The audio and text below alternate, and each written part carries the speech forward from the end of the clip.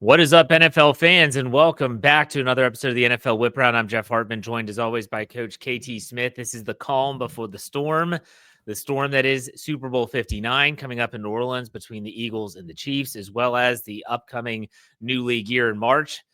Coach, what's going on?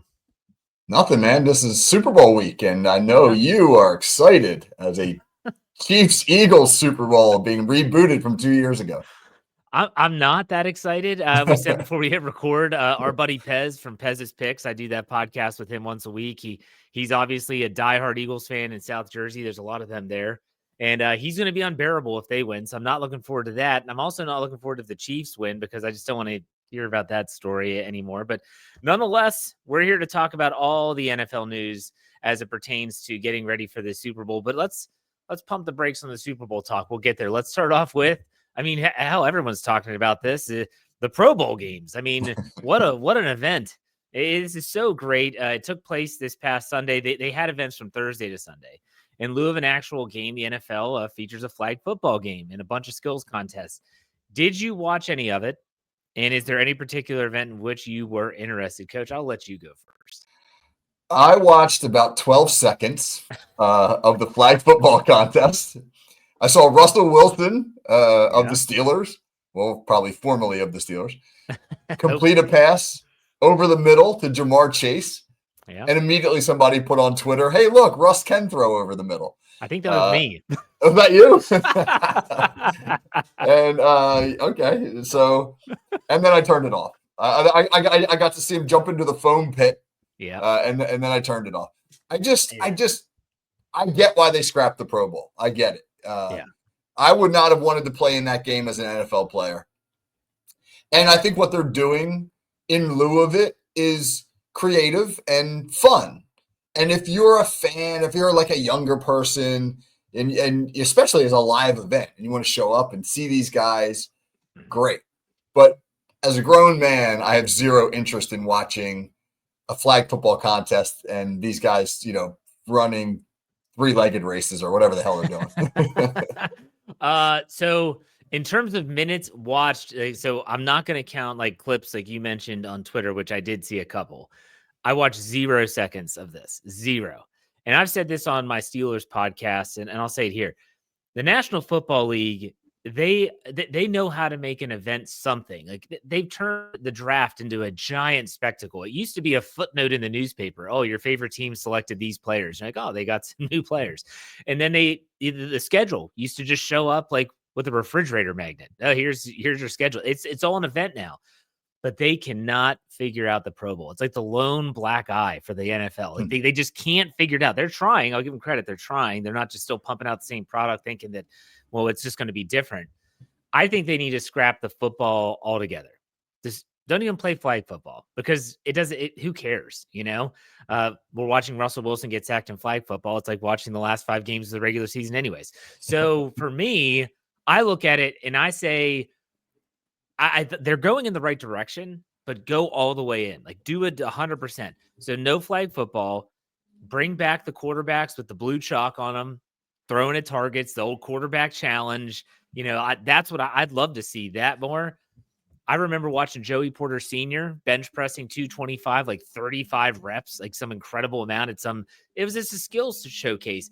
We talked about this a little bit on our Steelers preview podcast on the Steel Curtain Network.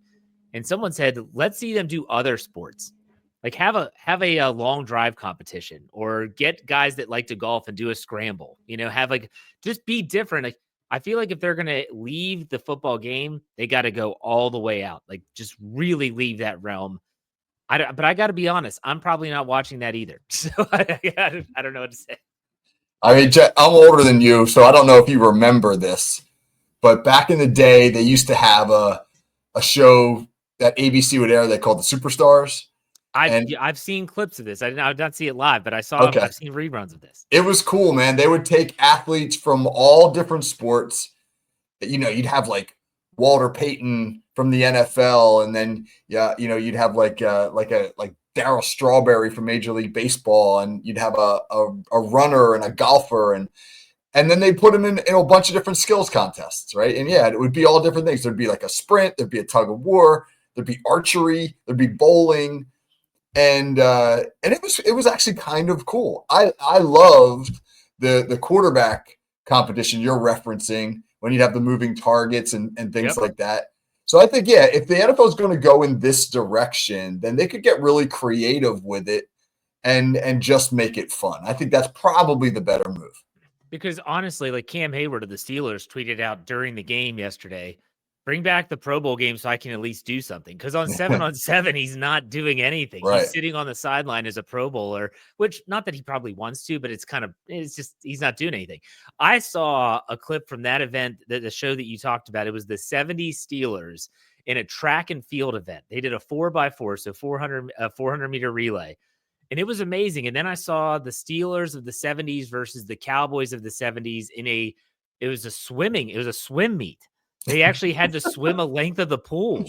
And of course, like I'm watching this and I don't even know who wins, but I'm like, oh my gosh, come on, Steelers, you got to win this. And they did. Like, it was amazing. Some of these guys, how athletic they are. So I think it would be cool. I think at one point, this is probably back in the 90s, they did a dunk competition where they had NFL players do a dunk competition. Deion Sanders was in it, and I'm sure the owners are probably like, I don't want our guys getting hurt. So please don't have them do a dunk competition, land on their knee funny. But that's the way I think they need to go. But the Pro Bowl, it's over with. We'll put it that way. So let's talk about some coaching news before we get into the Super Bowl. In coaching news, the Raiders announced they're hiring Chip Kelly. He just won a national championship with the Ohio State Buckeyes as their offensive coordinator. Kelly last coached in the NFL in 2016. How do you see this foray back into the league working out for Vegas? Yeah, this is interesting, man. It's been a minute since Chip's been in the NFL, and his last NFL job didn't work out well. He went 2-14 as the head coach of the 49ers, took a year off, was at UCLA, and then obviously had a great run with Ohio State. It's amazing how your fortunes can change. You think back to the Michigan game. The Buckeyes are a 20-point favorite at home against their rival. They scored 10 points and rushed for like 70 yards. And everybody wants Chip Kelly and Ryan Day fired. And then they get on this phenomenal run. They win the national championship. Now Chip's back in the NFL. I don't know, man. I'll be very interested to see how this plays out. I love his offense. As a guy who's been a play caller at the lower levels for a long time, I've studied Chip Kelly's offense a lot. He was on the forefront of some of the things that are just commonplace in football now. No huddle, up tempo, the perimeter screens, marrying your zone run game with RPOs. He was doing that stuff way before a lot of people were. But that's commonplace now. Can he still do it at a high level in the NFL? And I think the real thing is, can he do it on a roster that's really devoid of talent? I mean, you're inheriting a roster where your quarterback is like Aiden O'Connell or Gardner Minshew. Now, the Raiders are going to make a play for a QB, but you're going to have a young quarterback, inexperienced guy. They don't have great skill players other than Brock Bowers. I'll be very interested to see how long of a leash does he get in Vegas to make this work. Well, let me ask you this question, because you follow his career a lot closer than mine. I remember when he went to Philadelphia and he brought his Oregon Ducks no huddle offense and, real fast. And it didn't work because if you go 3 and out, your defense got literally like 2 minutes to rest. And now they're back on the field. And it did not translate well to the NFL. From that offensive scheme that he wanted to run ran it at Oregon. I believe that's where he was before Philly. Yep. And then he goes to Ohio State. How much has it changed since the last time we saw him in the league and what he ran at Ohio State this past year? It's changed. It's still a heavy zone run scheme. He still wants to spread the field and get the ball to the skill guys on the perimeter. That's what they did really well at Ohio State in that championship run. He, rather than line up and try and run it down your throat, which is what they were trying to do against Michigan, they said, hey, man, we've got NFL stars, Jeremiah Smith, Emeka Egbuka, guys like that. Let's get them the ball in space. And it worked. But Ohio State was more talented than just about anybody that they were playing. He's not going to have that advantage in Vegas. He doesn't run the crazy up tempo stuff anymore. At least he hasn't or didn't at Ohio State. I doubt he'll do it at Las Vegas because NFL coaches They know how to defend that stuff. And like you said, man, the biggest recipe for disaster is a 3 and out where you took 47 seconds off the clock, you know? Yeah.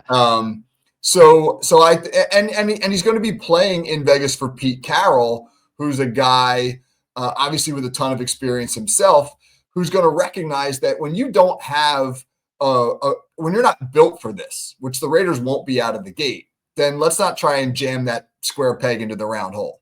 So I think it's good that he's going to be with Pete Carroll, because between the two of them, I think they'll find a system that works best for the players in Vegas.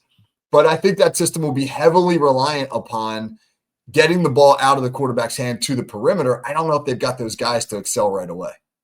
Should we pencil Will Howard in to the Las Vegas Raiders now, you think? Not in round one, because what not round one. Yeah, but you know, but maybe they go in a different direction.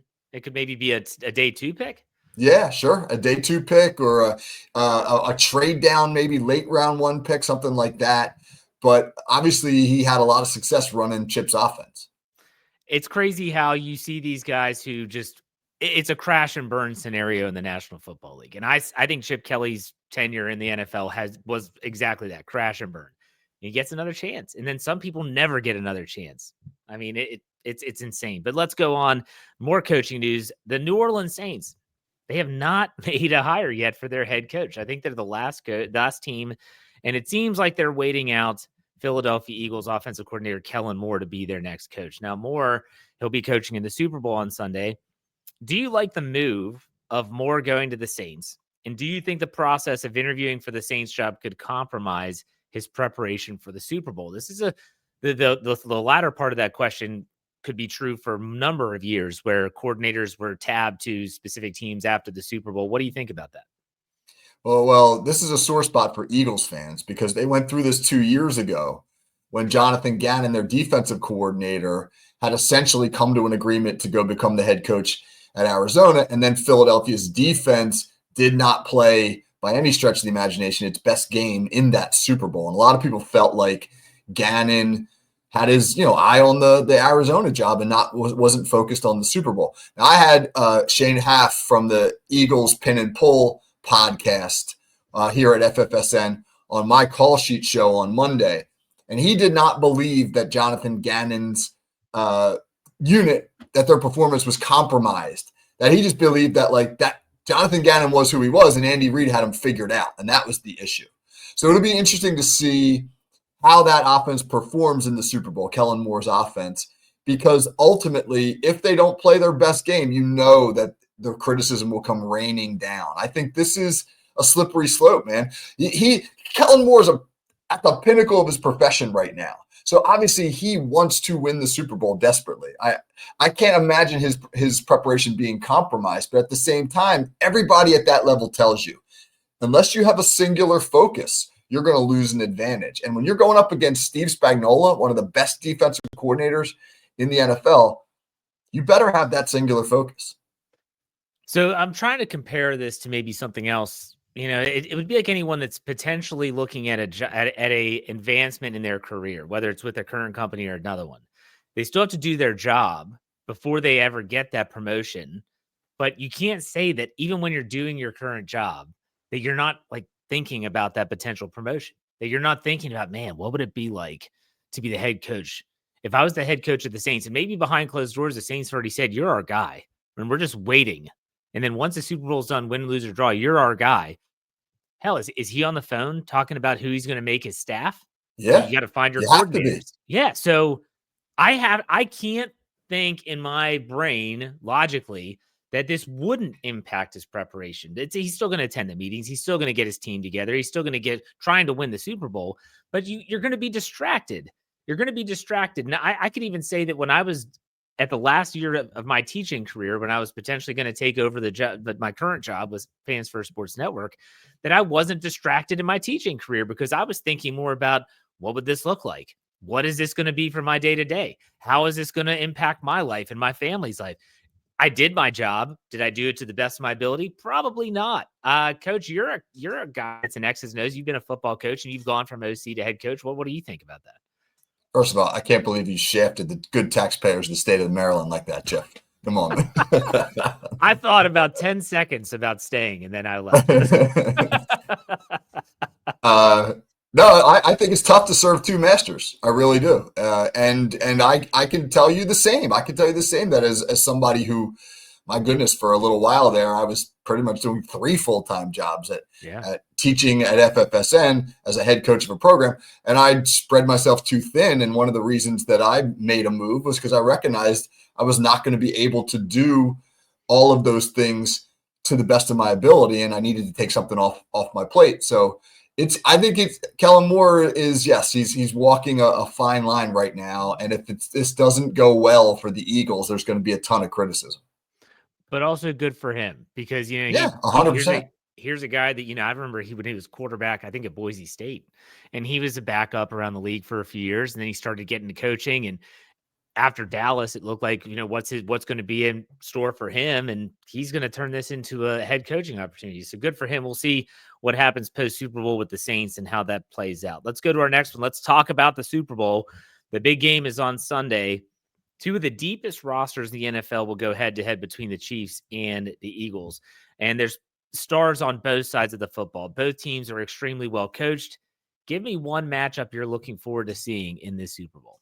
Yeah, this is going to be a great matchup Super Bowl because there's so many storylines, right? You've got Moore's offense, which has been hitting on all cylinders. They just set an NFL record for the most points at a championship game up against Steve Spagnuolo's defense. Spagnuolo is one of the best defensive coordinators in the NFL. You got Andy Reid's offense up against Vic Fangio's defense. Fangio is a guru of the cover 2 scheme. The Eagles had the top ranked defense in the NFL.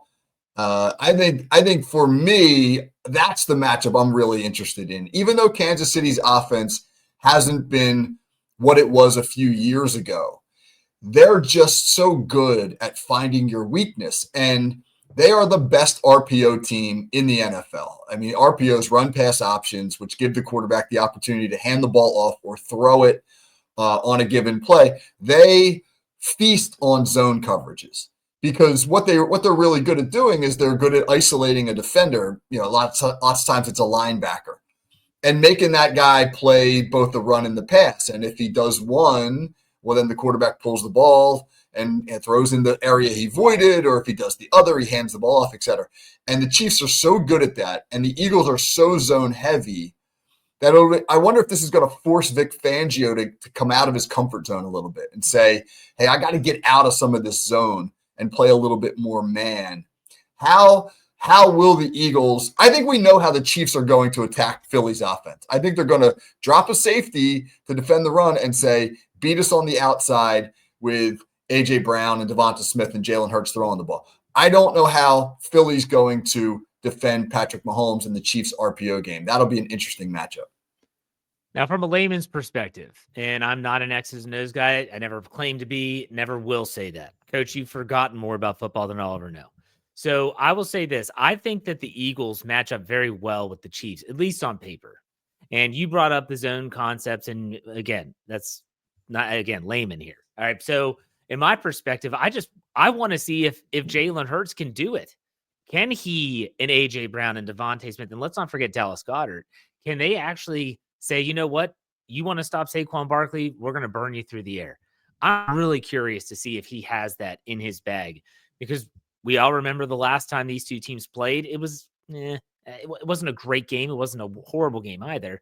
I want to see if Jalen Hurts can take that next step. And then defensively, can the Eagles dominate the trenches? Kareem Hunt, Pacheco he hasn't been used as much as we're used to seeing him being used. I don't know. This is going to be a great game to watch. Do you think the Eagles don't match up well with what the Chiefs want to do? Yeah, I think this is a really tough matchup for Kansas City, simply because Philadelphia's front on defense is so good that the Eagles don't really need to blitz to be able to defend the run. And that'll let them be a little bit more patient, I think, defending those RPO schemes. And, if you're Philadelphia and you say to yourself, all right, well, Hurts is going to have to produce in the air because they're going to overwhelmingly commit to take away Barkley. You look back to the last Super Bowl, he threw for over 300 yards, and Philly scored 35 points. This Philadelphia defense, against that Kansas City offense, it would be stunning if the Chiefs score 38 points like they did 2 years ago to win that Super Bowl. So I think this game's in the 20s. And I think that the unit that obviously has the more dominant, the defensive unit that has the answers for me is the one that ultimately wins the game. Well, let me ask you this question, because when I think of individual matchups, it's Saquon Barkley versus whoever they're facing. Because I think that's ultimately what the Eagles are going to rely on, is can they at least get something out of Saquon Barkley? If they're selling out to stop him and he only rushes for 75 yards, that's still 75 very important yards. Do you think the Chiefs are going to be able to slow down Saquon Barkley? Well, I think back to the Steelers game that I attended, Pittsburgh against Philadelphia at Lincoln Financial Field, and the Steelers committed all their resources to stopping Saquon Barkley, and they did a good job. They held him to some of his most limited production of the season, but that left them exposed in the passing game, and Philadelphia feasted on Pittsburgh. Now, I think Kansas City's better on the back end than Pittsburgh is, certainly from a coordinator standpoint. But the Eagles have been able to take advantage of whatever you give them. I mean, think about Philadelphia. Since their bye week in week 5, they've only lost one game, and it was the game where Jalen Hurts got hurt and Kenny Pickett had to come in for him. Otherwise, they've been firing on all cylinders. So commit to taking away Barkley, and they've got other weapons that can beat you. And I think that gives them a great chance to win the Super Bowl. All right, so let's talk about who wins the Super Bowl. Prediction time. Who wins Super Bowl 59 and why? And I want to, while you're thinking about that, I want to give the latest odds for the Super Bowl because I haven't seen those. Go ahead, Coach. Go ahead and talk about what you think. Well, I've been saying all year long on this show that I'm not going to bet against the Chiefs until somebody shows me that they can beat the Chiefs in a big moment. That's true. And with that said, I'm going to bet against the Chiefs right now. Because I just think if there's one team in the NFL that has the roster to be able to beat Kansas City in a close football game, it's Philadelphia, because of their ability to just nullify an offensive line with their defensive front. I mean, that defensive front is so good. And then B, of course, their ability to run the football. I mean, if you just keep Patrick Mahomes on the sideline in a big game, that's your best defense. And the Eagles, they can do that. I mean, I think back to, again, I'll reference that Philadelphia-Pittsburgh game again. The Eagles won by a couple of touchdowns, but it wasn't like it was a complete blowout. And then the Steelers punt the ball to Philadelphia with 11 minutes left in the game. They punt the ball down inside the Eagles' 5-yard line. 11 minutes left in the game in a 2-score game. Pittsburgh never touched the ball again. The Eagles ground out the clock. They ground 11 minutes off the clock just by being so damn difficult to defend. And I think if Philly has a lead going into the fourth quarter, and I don't expect it to be a big lead, but if they have a lead going into the fourth quarter, they are built to keep that lead. And I don't think the Chiefs have really faced a team like that. So the current spread, I wanted to look this up, is Kansas City still giving 1.5. Now, that was what it was last week when I did Pez's picks with our buddy Pez that we alluded to earlier in the show.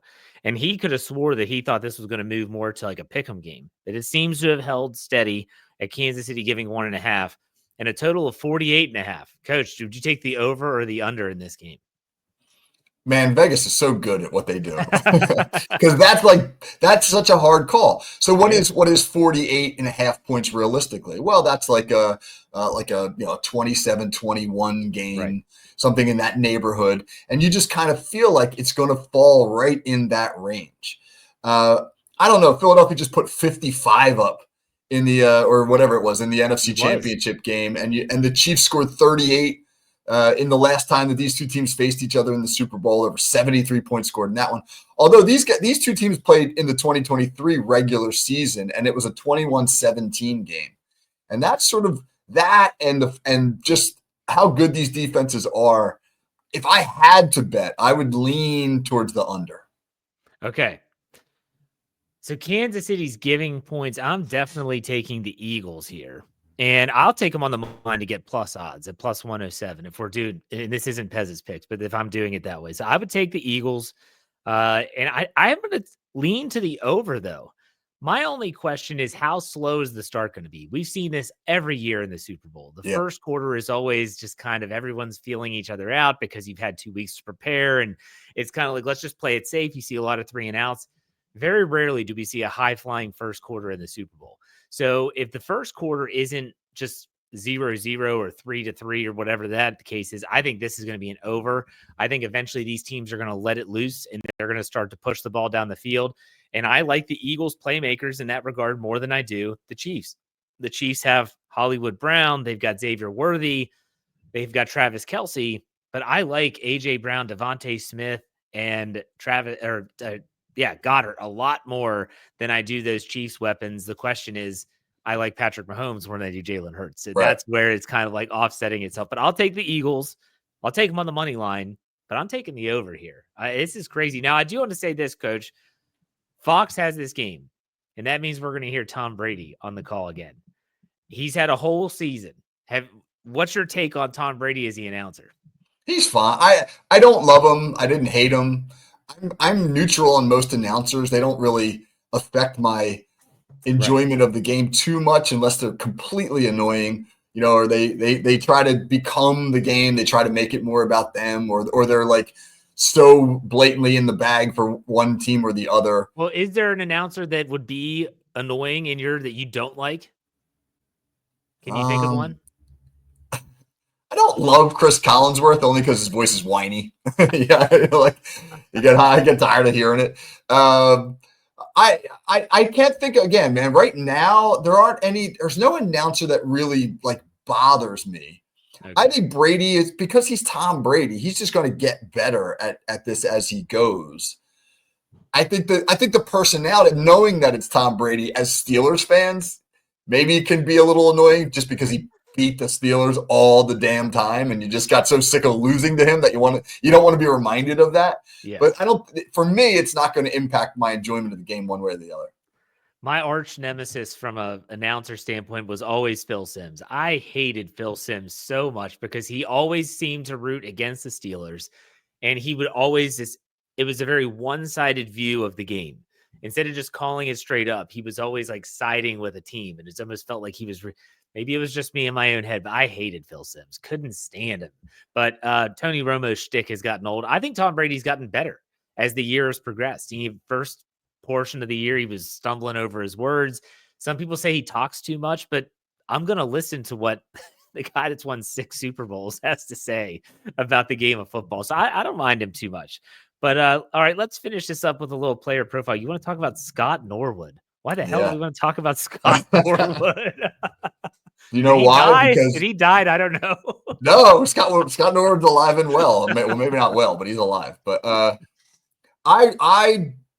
this is going to be a close game, right? I mean, I think we both believe that this is going to be a close game. This could absolutely come down to the kickers.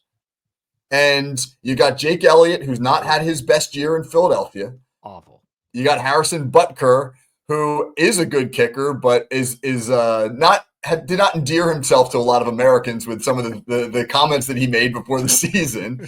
2 kickers who could potentially be in a huge spot in the Super Bowl. And as we know, when we think back to Scott Norwood, your performance in the Super Bowl can have a massive effect on the rest of your life. I watched that 30 for 30 documentary on the Buffalo Bills losing 4 consecutive Super Bowls. I can't remember what it's called exactly. It's like 4 seasons in Buffalo, 4 winners in Buffalo, something like that.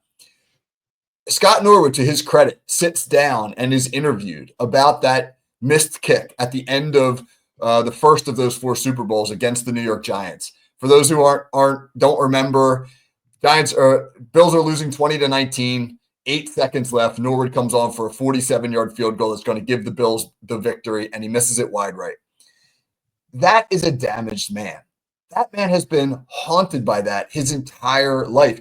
He's talking about it. I think this documentary was done maybe 2 years ago. He's talking about it 30-some years after the fact. He's still emotional about it. He got death threats. He also got a lot of sympathy, and a lot of people, who were in his corner and picked him up. But the enduring image I took from that documentary is him sitting on the couch, teary-eyed, apologizing to the city of Buffalo 30-something years after the fact because he knows what it would have meant and he knows the history of that franchise. So I guess my point is this, man. When you think about the Super Bowl, this is the rest of your life for a lot of these guys. It will impact the rest of your life, and he's probably the most dramatic example. So, and just in case anyone out there is like me, and I'm going to be 42 this month, but Ace Ventura is one of my favorite movies as a kid. They reused that footage of that kick for the Ray Finkel missed kick for the Miami Dolphins, but that's neither here nor there. I want to say this about Scott Norwood is going to bleed into other sports. Fans love to find a scapegoat, and Scott Norwood might be one of the biggest scapegoats in NFL history and sports history. Maybe up there with Bill Buckner. You know, the Boston Red Sox, Game 6, what is that, 86 World Series, I think the Mets. People don't realize, though, like all the other crap that could have gone another way where the kick wouldn't have mattered, or in Bill Buckner's case, that out wouldn't have mattered. No one talks about the error before Bill Buckner let the ball roll through his legs.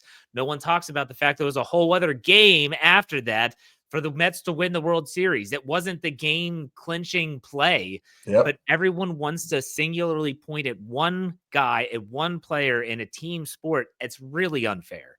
It's really, really unfair to that individual. Scott Norwood should feel awful because he missed the kick, but the whole team should feel awful because I'm sure there was a misplay at some other point in that game where the kick wouldn't have even mattered. Maybe it was a drop pass. Maybe it was a player who didn't get the line to gain and maybe tripped up, or whatever the case is, or a missed block and it was a sack of Jim Kelly. It doesn't matter. I think that's a good way to, as a fan, because this is predominantly heard by fans, let's not jump the gun and pull the trigger proverbially on one player for maybe a missed opportunity. So do you remember Steve Bartman, the Chicago Cubs fan? That was Moises Alou. It was waiting there to catch the ball. Yeah. And that was a similar situation. Like that whole inning was going nuts for the Cubs.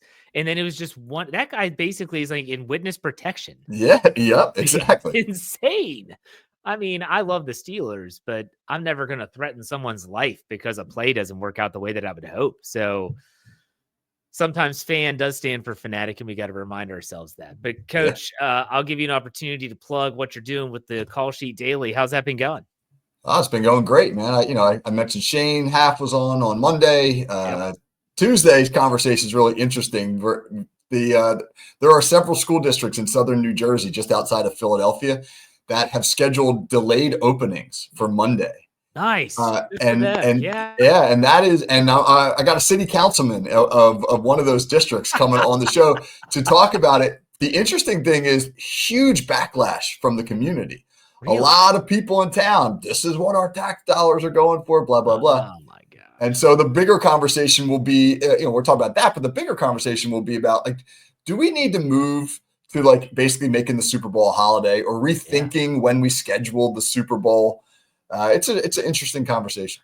It's all going to take care of itself when the NFL goes to 18 games, and it'll push it back to President's Day weekend. It'll all take care of itself. Well, that point comes up in the conversation.